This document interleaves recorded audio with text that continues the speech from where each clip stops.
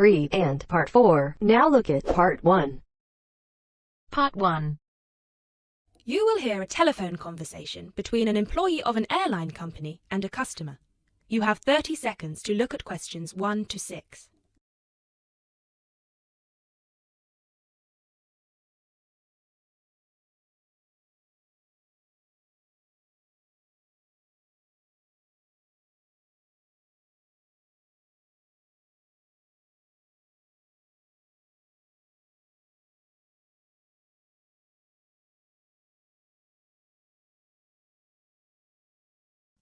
GB Airlines, this is Kyle speaking. How can I help? Hi, my name is Matt Walsh. I'm calling on behalf of Mr. John Sparrow to claim expenses for a delay in his flight last week. Good morning, Mr. Walsh. Thank you for calling. Could you please tell me the flight number and the date of departure? The date of departure was the 24th of January, 2016. I'm afraid I don't have the flight number in front of me at the moment. Okay, that's all right. One moment. Could you tell me where was Mr. Sparrow departing from? He was departing from Athens. Is that Athens, Greece or Athens, Georgia? Athens, Greece. Right. And what was the destination? It was Heathrow, London. Right. We've got 2 flights from Athens to London, Heathrow, on the 24th of January 2016. Was it the 3:25 p.m. flight or the 9:45 p.m.? It was the later one, 9:45. Okay, so the flight number is GB1011. Right, okay. Okay, yes. I can see that Mr. Sparrow's flight was cancelled and he was booked on the next flight on the 25th of January at 3:25 p.m. Is that correct? Yes, that is correct. According to our system, one of my colleagues spoke with Mr. Sparrow on the phone on the 24th to inform him of the cancellation and offered to book a hotel for him for the night, but Mr. Sparrow preferred to book one himself. Yes, because he didn't want to stay near the airport, as the next flight was in the afternoon. Yes, of course. Could you tell me which hotel he stayed at? Yes, he stayed at the Hypnos Hotel. Oh, could you spell that for me? Of course. That's Hypnos. Right. Thank you for that. And could you please tell me how much the total cost was for the night? Sure. It was 73 euros. Right. Do you have a copy of the receipt for that? Yes, of course. Would you like me to send it to you? Yes, please. Can I email a picture of it to you? Absolutely. The email address is refunds@gbairlines.co.uk. Great, thank you. No problem. Were there any other expenses you wish to claim? Actually, yes. There was also the taxi ride to the airport and the taxi ride back the next day. Right. And what was the total cost? The first taxi ride was 53 euros and the second one was 42, so 63, 73, 83. Yeah, so the total was 95 euros. I'll send you the receipt for those as well. Thank you. Are there any other expenses? No, I think that's it.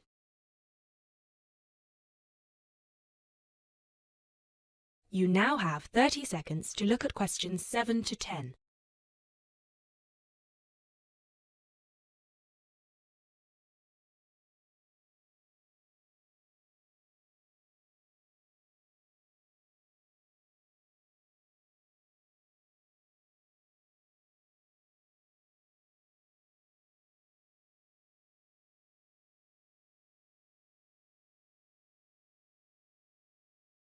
Excellent. So if you could please send us the receipts for the hotel and the taxi rides, and after we receive them, it should take about 48 hours for the funds to reach Mr. Sparrow's account. Perfect. Thank you so much. My pleasure. Is there anything else I can help you with? Actually, yes. There's one more thing. Mr. Sparrow complained about the meal during the flight. He said that it was a bit bland. Right. So he asked me if it was possible to switch to a different meal option for his upcoming flight to Kiev next week. Right, of course. Just give me a minute, please. Right, I see that Mr. Sparrow had the light meal option for his flight to London, and you would like to change that. What would you like to change it to? What are the other options? We've got 12 different meal options. Would you like me to list all of them for you? Well, Mr. Sparrow has told me that he would prefer something without meat. How many of these do not contain meat? We've got 3 meal options without meat. We've got the vegetarian option, the vegan option, and the Asian vegetarian. What's the difference? There's a variety of different dishes served with each option. For example, next week the vegetarian option will be a small spinach and feta cheese pie, a bread roll, a salad, and tropical fruit. And the vegan option? The vegan option doesn't include any dairy products, and it also doesn't include fowl, eggs, or honey. I'm afraid I don't have the specific menu for this week, but I can email it to you as soon as it becomes available. Oh, could you do that? That would be great. Yes, of course. I can email you a detailed description of all the meal options if you like. Yes, please. No problem. Please do not forget to call us back to change the meal option. You need to do that 48 hours before the departure time for international flights and 24 hours for domestic flights. So 48 hours for this one then? Yes, exactly. Perfect. Oh, no, I'm sorry. Transatlantic flights require 48 hours. All flights within Europe require 24 hours. So in this case, you will need to call us 24 hours in advance. I apologise for that. Okay, great. So, could I please have your email address so I can send you the menus? Certainly. It's matt.walsh@sparrowlimited.com.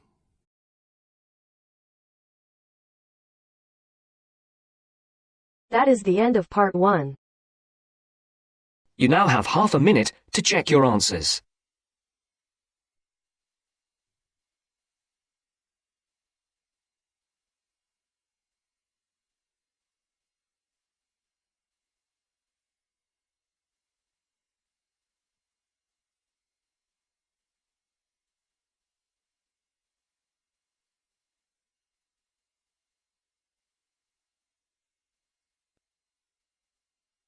Now turns to part 2.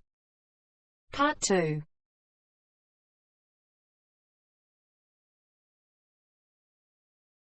You will hear a speech given to new employees at a museum. You have 30 seconds to look at questions 11 to 13.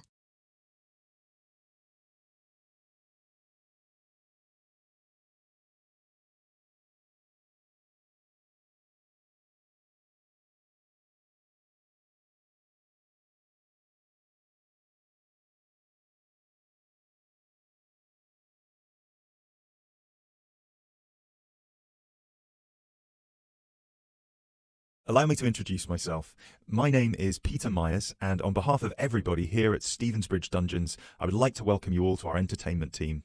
This year, the hiring process was especially competitive, and it might interest you all to know that for every position there are almost 30 applicants, so you really are the best of the best. In a moment, I will take you on a tour of the museum so you can get an idea of what the space is like, but first of all, I would like to show you around the staff room. Our staff room is located at the back of the building over here. You will notice that there are 2 entrances to the staff room. One leads to the room we're in now, which is the main and oldest dungeon here at Stevensbridge, which we have turned into the museum. This is where you will greet the new visitors, and also where the tour throughout the dungeons will begin. I should mention now that we only ever send visitors through as part of a group, so even on the busy days you'll still get roughly 10 minutes of free time between each group. Make sure you use that time wisely, because you'll need to get straight back into character as soon as it's over. Now look at questions 14 to 20.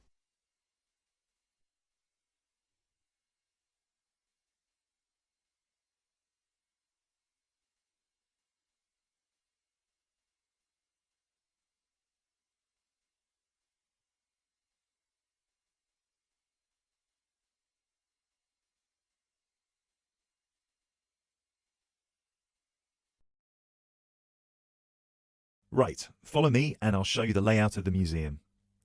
From the museum, we can pass through this door near the interactive display into the staff room. From here you can see the steps at the far side in the opposite corner that lead outside into Berwick Street. When you arrive for a shift, it will be much easier for you all to come in the Berwick Street entrance directly down the steps to the staff room. If you come in through the main visitor entrance, it will take you longer to get past security. As you can all see, there are lockers on your right-hand side. They should be big enough for you to put your bags and coats in. You'll get given keys later that work with any of the lockers in here. Over on the other side, past the lockers, is our most exciting area. This is where our wardrobe and makeup will take place. Every shift, you will be transformed from normal people into grotesque medieval prisoners. If you're lucky, you get to be the jailer, but even they rarely bathed in those days. Of course, some of you might consider yourselves method actors, but please do try to shower before your shift. We don't want to give visitors an experience that's too authentic. Now, we do have a staff shower here if you really need it. It is located next to the staff toilets, which are unisex. I hope nobody has too much of a problem with that. Unfortunately, dungeons were not really designed with comfort in mind. You can find the bathroom at the other end of the room from the makeup area. There is also another toilet for the public, concealed just to the right of the door into this room. Let's move back into the museum. We have 3 main sections down here. The first one you pass into when you leave the staff room is the museum. This is where all the useful information can be found, such as dates, number of prisoners, and the kinds of torture that were used. I know it's a lot of information to take in on your first day, but try to learn as much of it as you can. Even though you'll mostly be in character, visitors might want to ask you some questions, and it would be great if you could tell them more about the dungeons. I think it would be more interesting if visitors could learn directly from you rather than having to read about it. As you can see, on the left we have an interactive display for children, and on the right we have a photo booth. This was the original dungeon, first built in 1435. Now, let's pass through into the main dungeon that was added during the Tudor period in around 1570. You might be able to feel that the air is a lot damper and cooler here. That is because we are now beneath the River Stevens. This is primarily the room in which most of you will be working. This is where many high-profile religious figures were held, sometimes for years on end. Depending on the roles you'll be playing, you can either be chained up, free to roam, or, if you're a jailer, wandering between prisoners to keep an eye on them. Now we will pass into our third and final section, the prison cells. Over here, you can see there are some wooden stocks and a fake gibbet. Don't worry, I can see a couple of you looking concerned. You don't need to reenact any of the torture scenes for visitors. One person each shift will play the jailer in here, where you will give a speech to the group about some of the more notable prisoners to stay here in the past. This is usually the end of the tour, but some visitors will certainly want to ask you more questions at this point, so please try your best to make yourselves available. Help them by answering any questions they have. Also, feel free to guide the visitors through the museum if you see that they're going the wrong way. This concludes our introduction to your new workplace. If you'll please follow me, I will get you all issued with your keys and some information about the dungeons that you can take home with you to study. I will also introduce you to your shift supervisor, Alice Stiles, and you can ask her any questions you may have about your roles.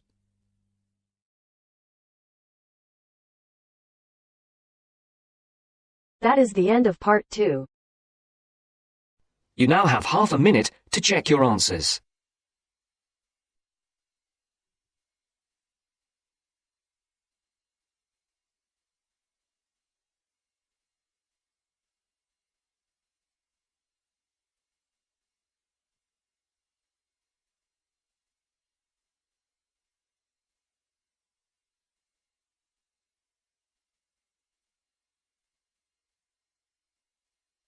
Now turns to part 3. Part 3. You will hear a conversation between two students who will discuss a project they're working on together. You have 30 seconds to look at questions 21 to 27.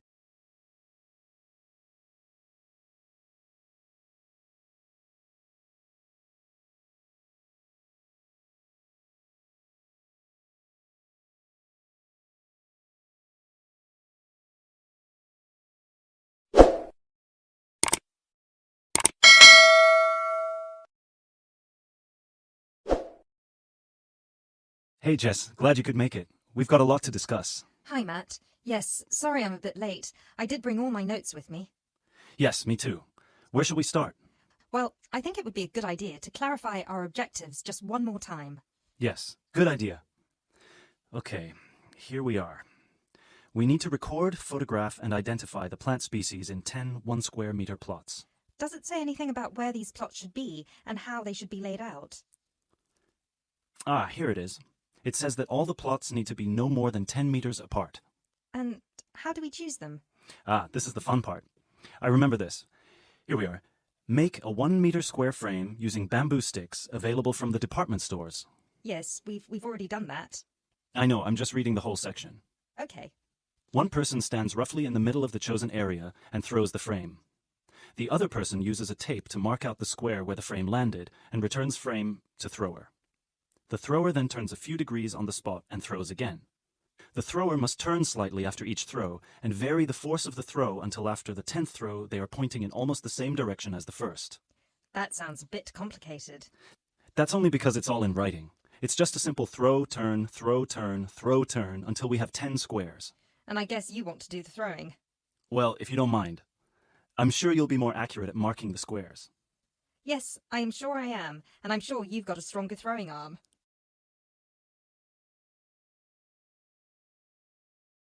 You now have 30 seconds to look at questions 28 to 30.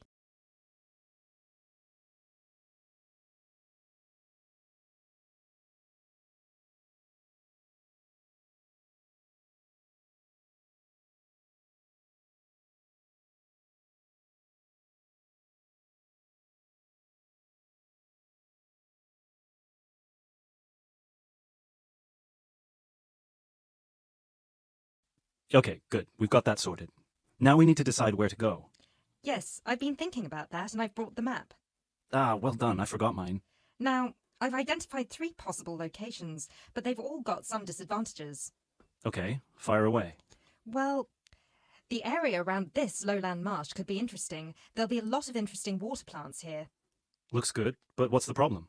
Mainly that it's already a designated nature reserve, and I think there's already been a lot of research done here. Ah, I see. Well, I'd rather do something that's new and can be useful.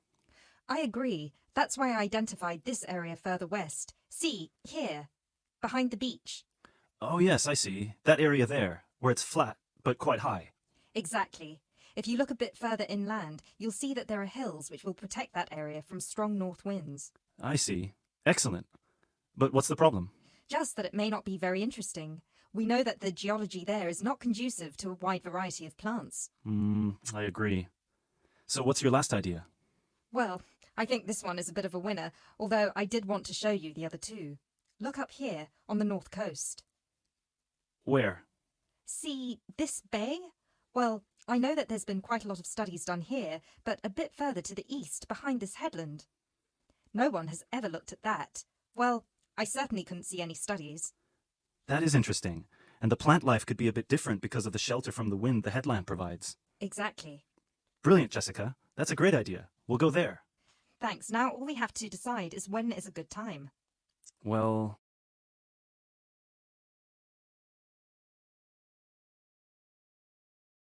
That is the end of part 3. You now have half a minute to check your answers.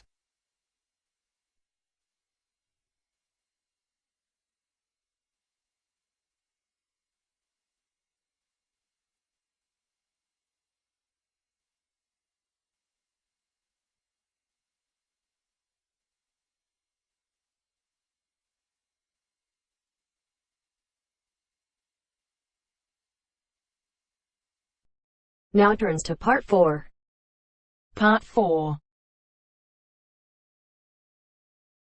You will hear part of a lecture about architecture.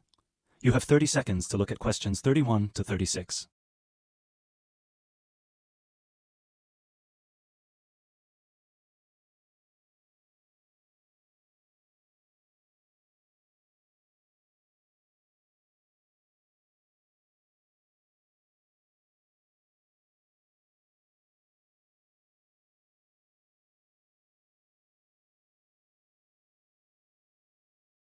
During today's seminar, we will be looking at English Gothic architecture and its origins with a specific case study of Wells Cathedral in England. The Gothic style was initially brought over to England from France.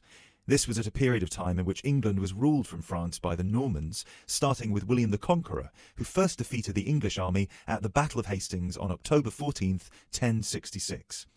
After 1072, when some smaller rebellions in northern England had been defeated, the Normans gained complete control of the English monarchy, which they controlled until 1154. The peace that ensued in England had a large impact on many aspects of daily life. Thousands of French words entered the English language for the first time, such as beef, fruit, city, and hour. French ideas and styles, like Gothic, also began to flow across the Channel to England too, examples of which can still be seen in the architecture of many listed buildings. A listed building is one that is protected from alteration or demolition because of its historical or stylistic importance. One such building is Wells Cathedral. Construction on Wells Cathedral began in 1175, at a time when Gothic architecture as a style was in its infancy. As a result, it is one of the first entirely Gothic buildings ever constructed. From the first designs to the date it was completed in 1490, Gothic architecture flourished in England. Therefore, later additions to the building were still influenced by this Gothic style, rather than by later architectural styles such as Tudor architecture. Older cathedrals in England would have initially been influenced by Romanesque architecture, alternatively known as Norman architecture in England. As the former name suggests, Romanesque was a building style based on the skills passed on to various areas of Europe by the Romans. When the Western Roman Empire collapsed in the 5th century, these methods were retained by Rome's former colonies and developed further. One such Roman gift to the Romanesque architects was the round arch, also known as the true arch. The Romans perfected this style by using wedge-shaped stones called voussoirs, which created pressure that held the structure together at the top. Cathedrals in England, such as the ones in Ely and Canterbury, were started before the arrival of Gothic architecture. Even though parts of those two cathedrals, which were constructed later, are in the Gothic style, other sections predating the arrival of Gothic architecture are Romanesque. The result is known as eclectic, because the building is constructed using more than one style. All of these cathedrals belong to a group known as the medieval cathedrals of England. There are 26 different buildings that belong to this group in total, all of which were constructed or added to during a 500-year period from 1040 to 1540.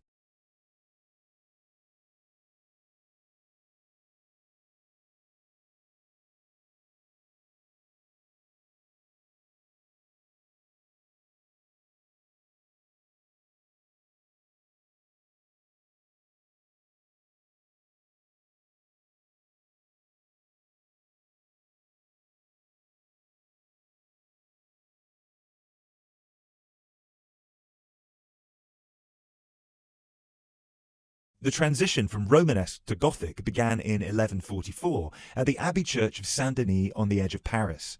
It was here that a Benedictine abbot by the name of Suger had just completed his plan to rebuild the Basilica of Saint-Denis in a new style through which he believed the dull mind rises to truth through that which is material. This refers to one architectural feature in particular, high, rib-vault ceilings, which created much more space inside the cathedral and were designed to draw the attention of people up towards heaven. This design feature also allowed whole walls of the cathedral to be transformed by colourful stained glass. Work started on Wells Cathedral soon afterwards, greatly inspired by Abbot Suger's work. Planned in the crucifix style with the head pointing east and foot pointing west, the cathedral is 126 metres long and the nave is 20 metres high. This is quite low compared to some of the bigger cathedrals elsewhere. Use of tracery, lancet windows and mullions are all characteristic of English Gothic architecture. Whilst examples of all three of these architectural elements can be found at Wells, the lancet windows have no tracery at all, which was more common in early English Gothic architecture before advances were made in the use of mullions and tracery with glass. Lancet windows are tall, thin windows with a pointed arch at the top, and are so named because they resemble the weapon often carried by a soldier called a lance. Examples of these lancet windows can be seen on the west front of the cathedral, which is the most celebrated for its life-size sculptures and delicate floral carvings. Inside the pinnacle-topped gable is a sculpture of Christ the Judge. Immediately below him, sculptures of the 12 apostles peer out over the small city of Wells. Below the apostles are 9 archangels, which are half-size sculptures. At one time, all of these, along with the decorative carvings, would have been painted and gilded. However, today, all the paint has worn away and the sculptures are the colour of the oolite sedimentary stone used to construct the cathedral. It is remarkable to think that more than 800 years ago, such magnificent buildings were created without the use of large cranes and modern technology. It would have taken much longer, but it is possible to see the high level of craftsmanship and attention to detail that is less common in the modern day.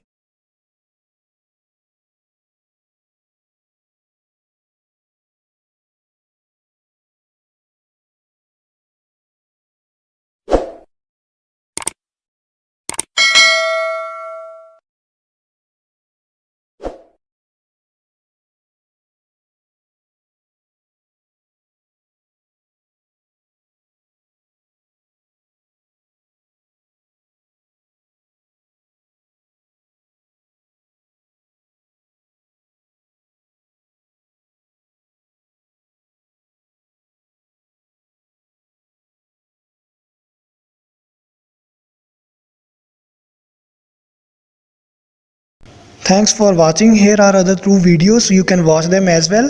And if you haven't yet subscribed my channel, please subscribe it and hit the bell icon for my upcoming videos and share these all videos among your friends.